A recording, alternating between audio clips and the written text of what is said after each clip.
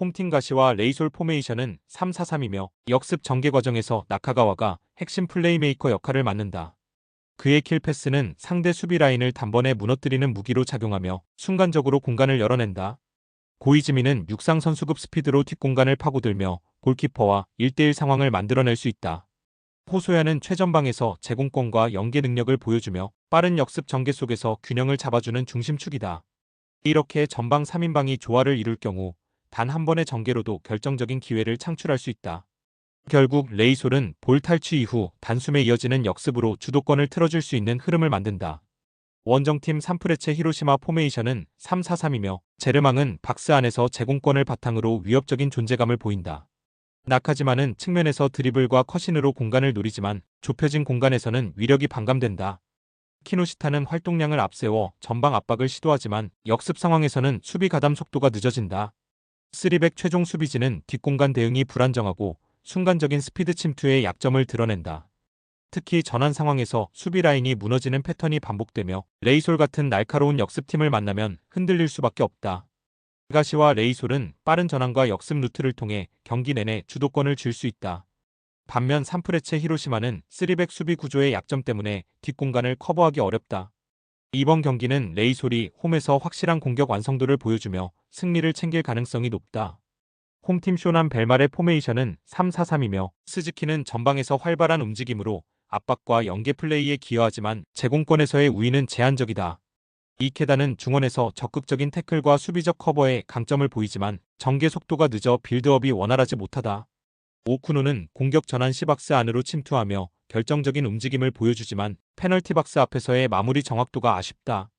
팀 전술은 빠른 압박과 수비 블록 유지를 강조하지만 볼 소유권을 빼앗기면 공간이 벌어지며 후반 체력 저하로 수비 집중력이 흔들린다. 결국 쇼나는 초반 강한 압박으로 흐름을 잡지 못하면 경기 후반 체력 부담과 수비 간격 붕괴로 고전할 가능성이 높다. 원정팀 가와사키 포메이션은 4-4-2이며 로마니치는 중원에서 볼 소유와 탈압박 능력이 뛰어나며 짧은 패스로 경기의 리듬을 조율한다. 마르시뉴는 측면에서 드리블 돌파와 크로스를 통해 공격 루트를 다양하게 만들어내며 상대 풀백을 압박한다. 가와하라는 순간적인 스프린트와 공간 침투로 뒷공간을 공략하며 공격 전개 속도를 끌어올린다. 가와사키는 볼이 위치한 구역에 수적 우위를 만들며 점유율을 안정적으로 확보하는 전술을 바탕으로 상대 체력을 소모시키는 전략을 펼친다. 볼 점유를 통해 자연스럽게 슈팅 기회를 늘려가며 경기 후반에도 주도권을 유지할 수 있는 체력 분배 구조를 갖추고 있다. 결국 가와사키는 점유율과 전술적 완성도를 앞세워 쇼난을 압박하며 원정에서도 유리한 경기를 펼칠 가능성이 크다. 가와사키는 점유율을 앞세워 체력적 우위를 쌓아가며 경기 전반을 주도할 수 있다. 반대로 쇼나는 압박의 강도가 떨어지는 순간 수비 블록이 흔들리며 실점 가능성이 커진다. 이번 경기는 가와사키가 점유율과 전술 완성도를 기반으로 원정에서 승리를 가져갈 확률이 크다. 홈팀 교토퍼플 상가 포메이션은 4-3-3이며 전방에서는 레오 고메스가 빠른 발과 파괴적인 침투를 통해 수비 뒷공간을 공략한다.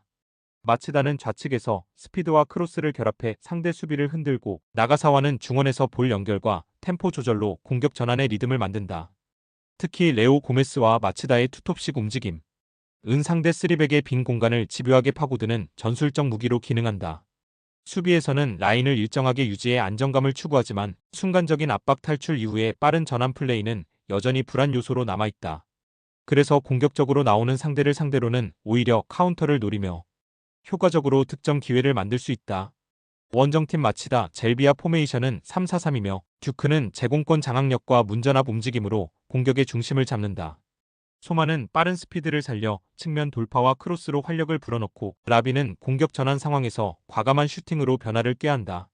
팀의 시그니처 전략은 강도 높은 전방 압박인데 라인을 지나치게 끌어올려 전체 밸런스가 흔들리는 위험이 따른다. 특히 최종 수비 라인 뒤쪽 공간이 크게 열려있기 때문에 발 빠른 공격수를 둔 상대를 만났을 때 치명적인 약점으로 노출된다. 공격적으로는 상대를 몰아붙일 수 있지만 카운터 한 방에 경기 흐름을 잃는 경우가 잦다는 점은 분명한 리스크다. 마치다의 전방 압박은 분명 위협적이지만 그만큼 뒷공간은 넓게 열릴 수밖에 없다. 교토는 레오 고메스와 마치다의 빠른 움직임으로 이 공간을 집중적으로 공략하며 주도권을 잡을 가능성이 크다. 이번 경기는 교토가 홈에서 상대 전술의 약점을 정밀하게 찔러 승리를 가져갈 확률이 높다. 홈팀 간바 오사카 포메이션은 4-2-3-1이며 경기 전개의 중심은 우사미 타카시에게 있다. 우사미는 이선에서 패스를 풀어내는 능력이 뛰어나며 한 박자 빠른 전환 패스로 상대 수비 간격을 흔드는 데 능하다. 그의 전진 패스가 연결되는 순간 윌튼, 펠리페의 페네트레이션이 시작되는데 폭발적인 돌파와 박스 안침투가 상대 수비를 곤란하게 만든다. 툰맷은 중원에서 활동량과 커버 플레이를 통해 밸런스를 잡아주며 수비와 공격의 연결 고리를 안정시킨다. 특히 홈에서 간바 오사카는 우사미를 기점으로 하는 빌드업과 펠리페의 돌파가 맞물리며 공격 루트가 다양해진다. 결국 핵심 에이스 펠리페가 살아날수록 간바 오사카의 공격 완성도는 배가 된다.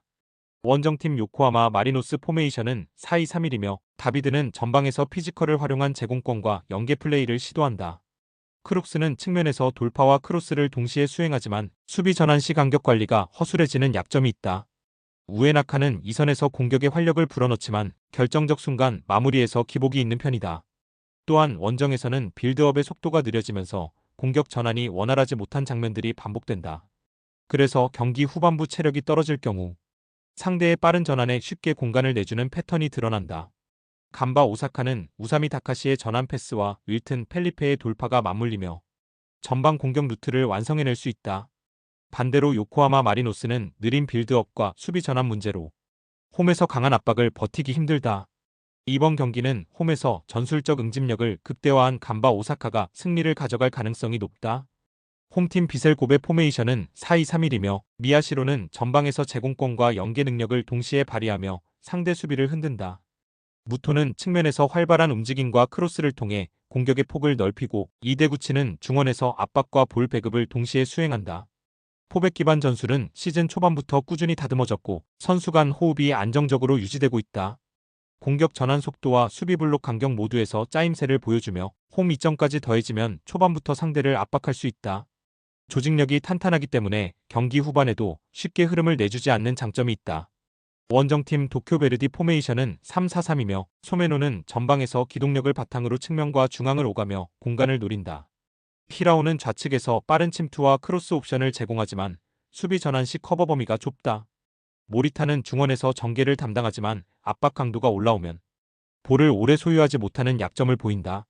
시즌 초반에는 포백을 기반으로 운영했으나 최근 3백 전환 이후 안정감이 떨어지며 전술적 완성도가 흔들리고 있다. 특히 수비 간격이 무너질 때 하프 스페이스가 쉽게 노출돼 상대에게 결정적인 찬스를 내주는 장면이 반복된다. 비셀 고베는 포백 전술의 안정감과 조직력을 앞세워 홈에서 흐름을 잡을 수 있다. 도쿄 베르디는 전술적 변화 속에서 수비 간격이 무너지고 공격 패턴도 단조롭다.